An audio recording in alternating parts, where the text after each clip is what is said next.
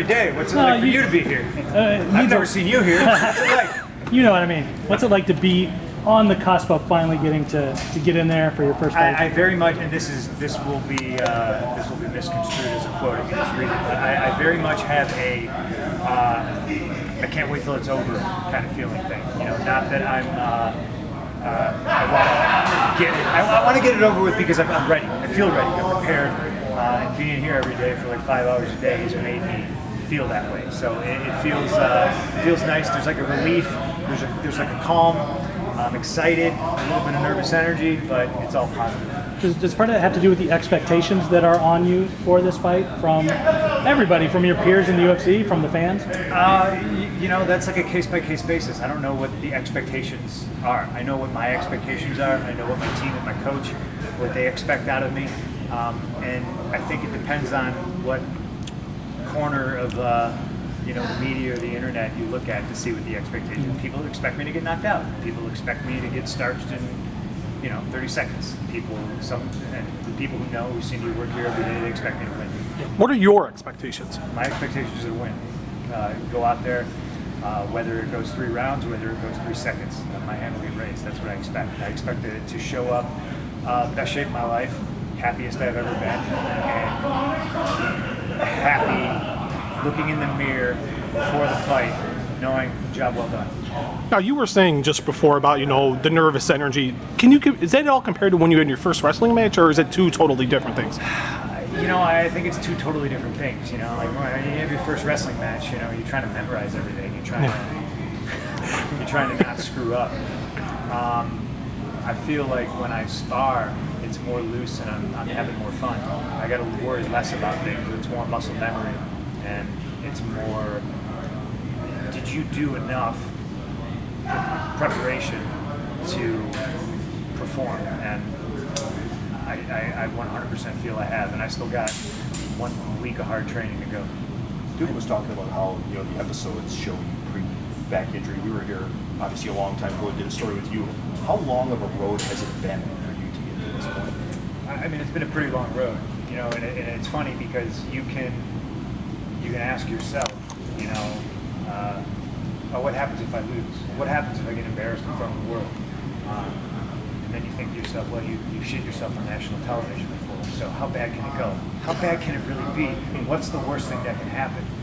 And I tend to think of this entire journey, it being more about that journey and discovery about yourself and making new connections with coaches and friends and teammates than it is the final destination. But for me, if I never did this, I'd still be walking around with a herniated disc. And the thing about being a wrestler is you're your own worst enemy. You just keep going. And I was in here every day, and I just kept going, and I just kept going.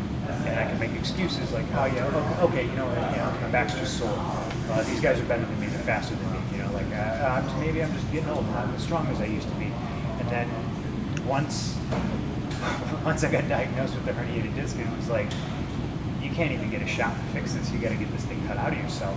It wasn't even so much like disappointment or depression or anything. Like I was elated, and then I came back in the gym and I was a completely different person.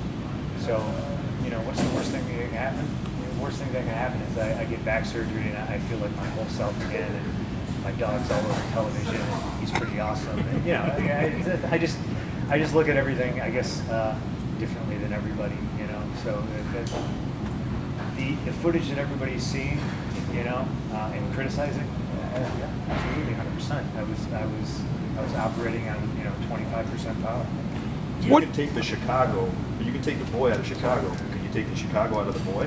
No. Don't you live here now? No, I don't think so. I go home on the weekends to make sure my house hasn't burned down. So, I'm still very much, I'm a dual citizen of Milwaukee and Chicago, and it's all Midwest, and the weather's all the same, and the people are all the same pretty much. So it's all good.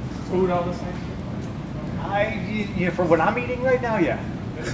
Yeah, absolutely. I won't get into a pizza argument with you. Your first UFC fight, but you've seen the big lights, the spotlight, the pressure, that sort of thing. How does dealing with that in the past help you deal with it now in a different sport? I think this is old hat for me. I think other people, walk into a gym and, see all this and they're just like, ooh, it's a little bit spooky, know. And to me, I just kind of make a joke and I go, oh, all this for little old me. It's old hat. You know, I'm just used to it. I'm comfortable in front of the cameras, in front of the lights, in front of people booing, cheering, doing whatever we're gonna do. I've had batteries and loaded diapers thrown at me. It's all good.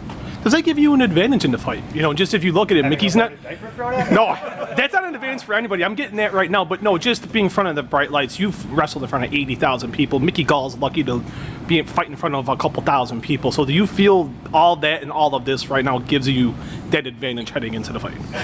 I think it could give me an advantage, but it's not anything tangible that I'm leaning on giving me an advantage. Like, I'm not hoping that frazzles Mickey or anything, because we don't know. It might not. It might. If it does, yay for me. If it doesn't, good for him. I know Mickey's tough, but this is really a battle against yourself. Could you touch on that? Yeah, you know, there's only probably one guy that you can't find more tape on than Mickey, and that's me. So I think the fight's intriguing, but you know, without sounding disrespectful to him, this is my story, you know. So this is about me wanting and almost needing to do something just to prove to myself that I can.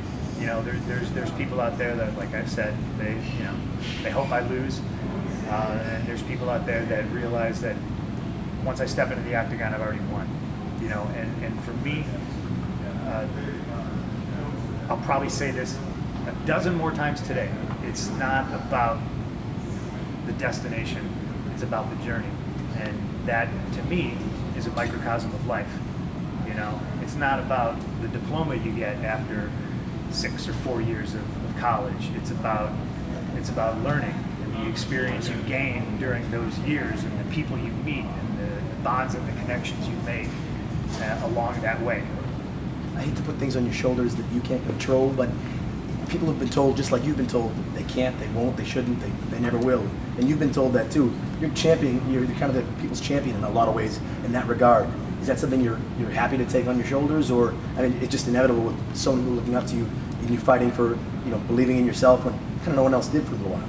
Well, I don't know if that's my responsibility to bear. I do very much appreciate when people say that they look up to me and they see me as an inspiration, and I do take that very seriously. But there's also a flip side to the coin. There's the people that, you know, will look at you or somebody else and write you off and say that you're a joke. You can't really get married to either idea. You know, you get too far, you know, your head's too far up your own ass if you believe, like, oh yeah, I'm the people's champion, and, you know, I'm this, and then you're already defeated if you say things like, oh yeah, I don't belong here, I suck, I'm this and I'm that. You know, and it's very much a balance. I'm a guy that if you say, you know, I hope you lose, and I'm like, great, I don't have to worry about you anymore. And then somebody over here is like, we're pulling for you. I say, thank you, I appreciate it. You know, there's a fine line. You got to walk the middle. Anthony says you're going to surprise some people. What, in your opinion, are you going to surprise them with? Just that I'm ready. You know, I think a lot of people have misgivings of, you know, what it takes to fight. And to me, that's the most important word, is fight. I don't care if somebody wants to make fun of my technique, how not crisp my right hand is. It's going to land, you know. That's the punch I care about, the one that lands. Tell me I didn't turn my wrist over soon enough. I don't care. It landed, you know. And I think that's how I'm going to surprise a lot of people. You know, I spar with Anthony on a weekly basis. You know, I don't think anybody would be surprised at the outcome of every single time I've ever sparred Anthony. He's a world champion, you know. I spar with guys, you know, like Mickey Gall. He belongs in the UFC. You know, Gerald Mearshart belongs in the UFC. Craig Eppleford belongs in the UFC. I truly believe that everybody on this pro team belongs in the UFC, and it's the toughest team in America. Is your wife on board now? You said before when this all first happened that there was some convincing that needed to happen. And is she finally on board, on the train, or is she still gonna kind of watch with one eye open type of situation? I'm not sure. I'm not sure how she's gonna watch. You know, but she's fully on board. Yeah, okay. I wouldn't be able to do this without her for sure. You know, and people talk about, you know, your coaches and your teammate preparing you.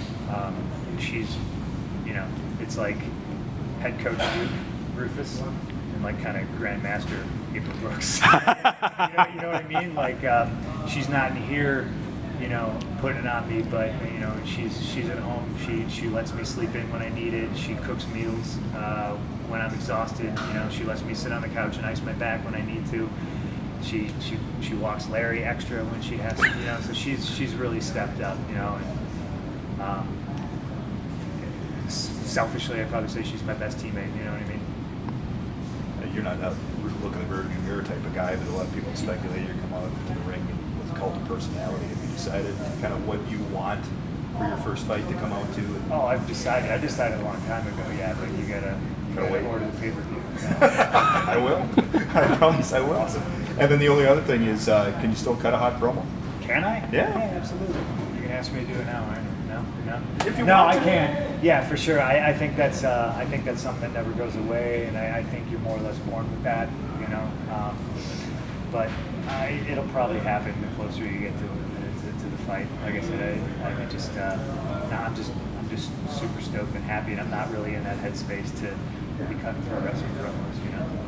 I know you had said leading up to this, you had talked to Brock and kind of helped you, guide you when you first made this journey. And have you been able to pick his head a little more just as this has gone on and further along in the process as we get closer to the fight? No, he reached out. He offered his help and his support. You know, he gave me the thumbs up and said, you know, reach out if you have stupid questions. Go ahead and ask me. And then he lives in the middle of nowhere in like Saskatchewan. I think I texted him once and it bounced back to me. So I didn't expect him to get back to me right away. He's like combining on a farm somewhere. What do you make of everything that went on with him after UFC 200? I think it sucks. You know, I do. I get tested by USADA all the time, and I'm the drug-free kid, and I still get nervous. You know what I mean? Like I'm still like, it's like when you're driving on the highway and the cop's behind you. You're like, well, I wasn't speeding, and my taillights aren't out. You know, but like, let me get over here. Like I want to, you know, get. So I like what they're doing with the sport. That whole thing bums me out. You know, like he came back. He fought an impressive fight and he won, and then you know he fails a test. You know, and it always bums me out when anybody fails a test. Do you feel that gives you a bad look? Because I've seen some people say, oh, you know, look at Punk. You know, maybe this is what that old WWE stick, man. What do you say to people like that?